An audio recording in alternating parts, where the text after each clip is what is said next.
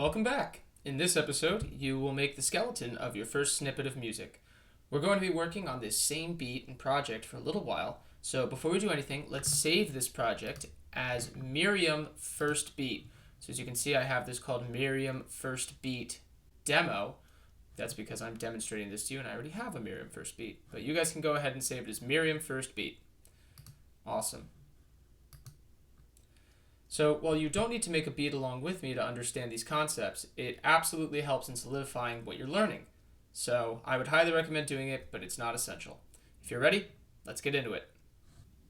Let's open the channel rack with our Control plus F6 shortcut, or on a Mac that'd be Function plus F6.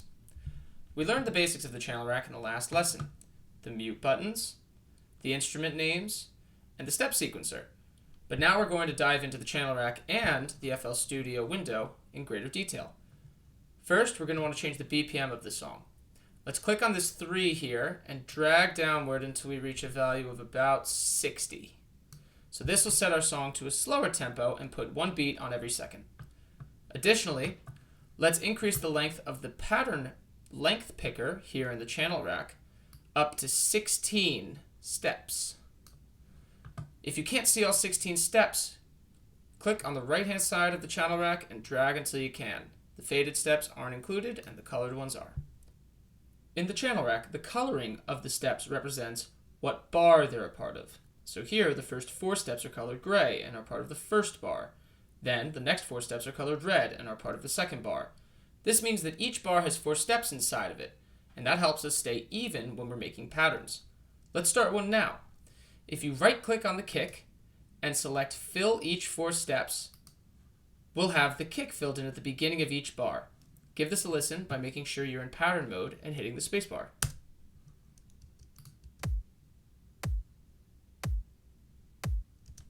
There we go. We laid down our kick drum. With that done, let's go and put some information into our clap channel. We can do this by selecting the clap channel, which is signified by this little green highlight around this rectangle here. And again, we're going to right-click on clap and select Fill Each 4 Steps. Now to move this data, we're going to use a shortcut. Let's hold down Shift and Control on a PC, Command on a Mac, and use the left and right arrow keys to shift this step data. We're going to move this 2 to the right. Next, we're going to fill in the hi-hat. Let's put one on every step. We can do that by left-clicking on the first step and then holding that left click down and dragging across all of the steps. Saves us time and it gets the job done. Now, let's replicate what we did with the clap on our snare. We're going to right click on the snare and select Fill Each 4 Steps, hold down Shift, Control or Command, and the right arrow key, and move those over twice. As you can see, our clap and our snare are lining up together, which I don't think is going to sound very good. Let's give it a listen. Sounds fine, but maybe we can make it sound a little bit groovier if we take away the snare on the first and third, and then we take away the clap on the second and fourth. Let's give that a listen.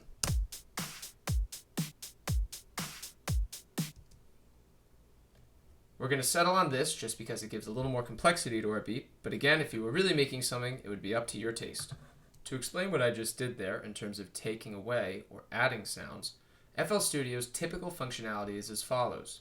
If you left-click on an element, it gets added in.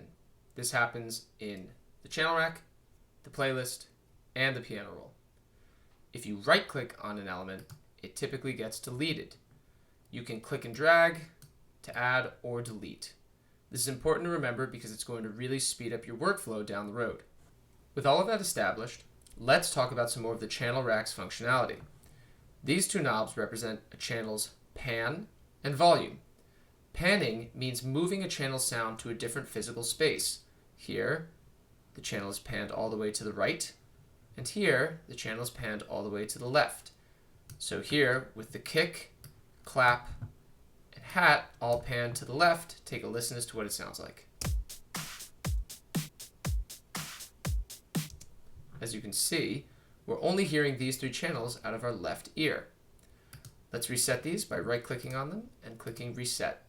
We can do this even faster if we right-click and press R on our keyboard.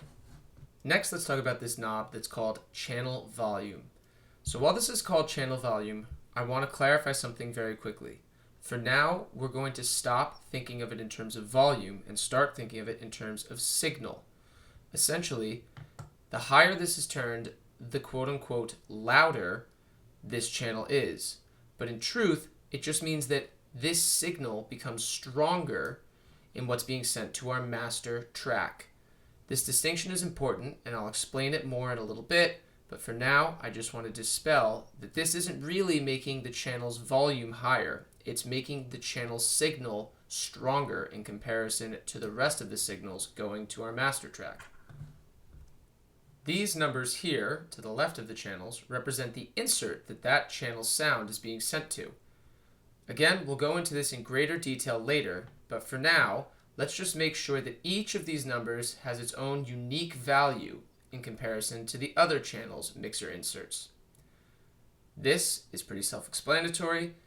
It is the name of the sound or sample that is being stored on this channel. Here, these steps correspond to playing the kick, here the clap, and on and on. This drop-down menu is the channel rack group selector, and it's for selecting groups of instruments within the channel rack. Let's see what this looks like by making a group now. Let's hold down the Shift key and select each of our channels that holds a drum sample. Then we're going to click here on the channel racks menu, and we're going to choose Group Selected. Let's name this Drums.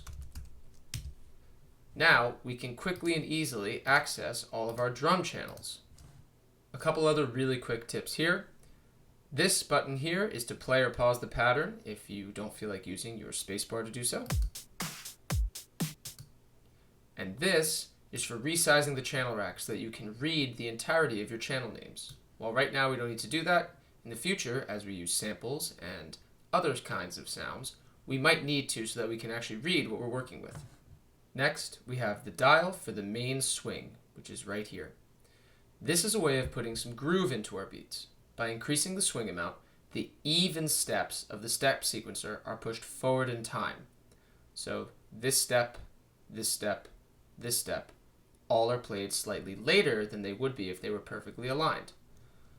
So this means that our beat is no longer completely even. This can actually make a beat sound a lot better. Although digital music production gives us the option to make our beats perfectly timed and all the same volume, we want to avoid this. If music sounds too consistent or on beat, it can lose its humanness and fall short of an ideal sound. Let's test out the swing. Right-click on the swing knob, and we can either press type in value, or, seeing as the T is underlined, we can just press T on our keyboard to achieve the same result. Remember that kind of a shortcut with a hotkey that's linked to the underlined letter of a menu option is consistent throughout FL Studio. Whatever letter is underlined in that choice in your menu, press it and you'll select it. Here, we're going to type in a value of 50 out of 100. Let's press enter and give it a listen.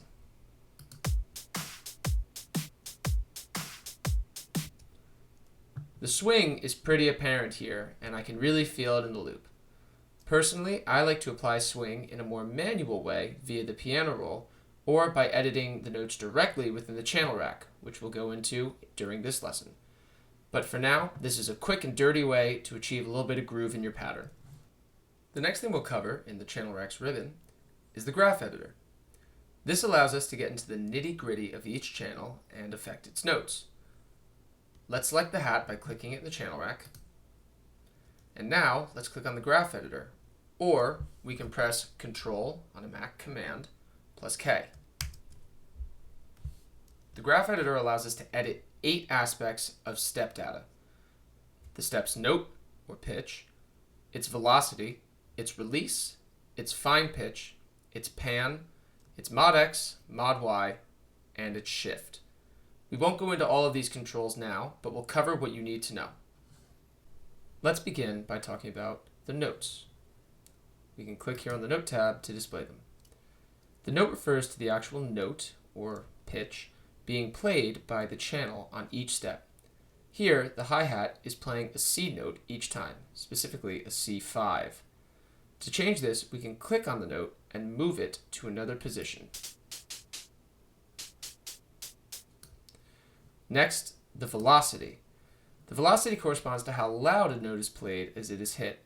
Think of the difference between tapping the hi-hat and smashing it with a drumstick. The difference there is the velocity. The release is how quickly a note fades out from its peak volume.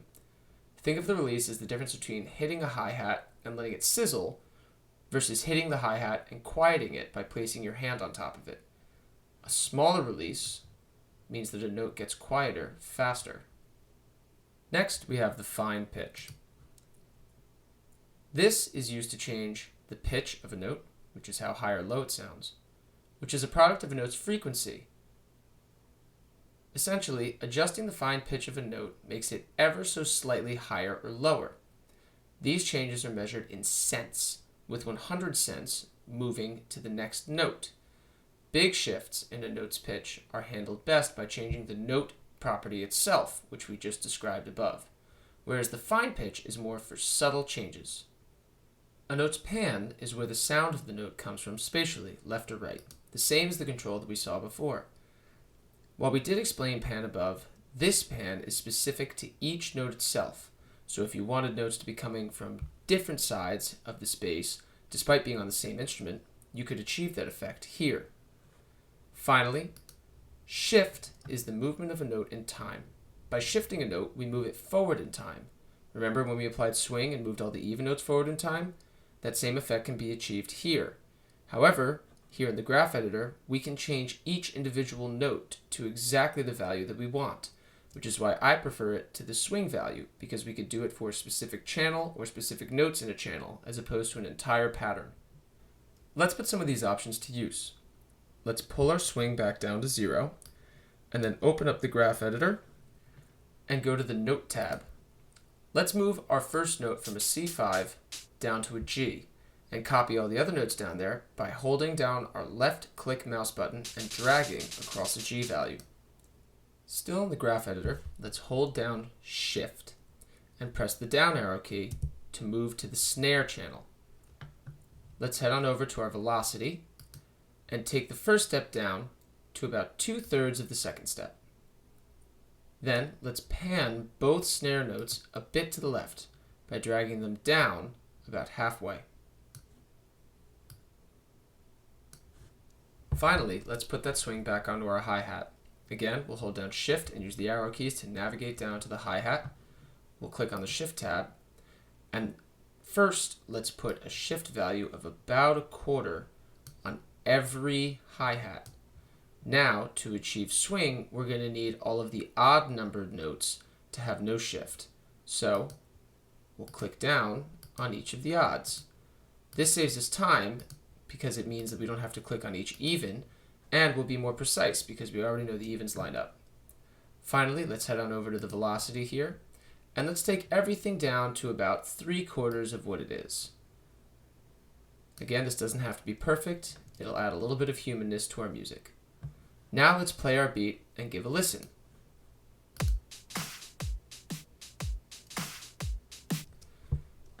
Parts of it sound nice, parts of it don't. It definitely added complexity, but now some of it doesn't line up. It's important to experiment with things like this because now we can understand exactly what effects this graph editor had on our beat.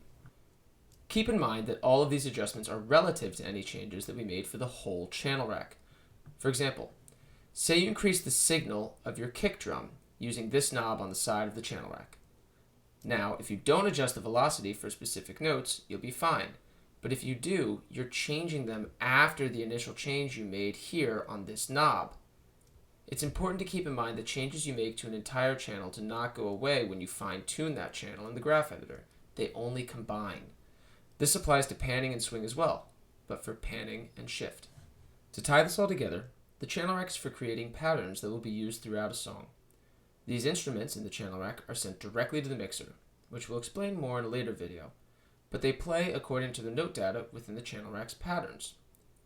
To add a new instrument or sound, we can either press the plus button down here, or we can drag and drop an instrument or sample from here. Before you go, let's be sure to save our project under the last version that we did. We'll replace it now, and that wraps it up. Until next time, this is Mirium Music, signing off.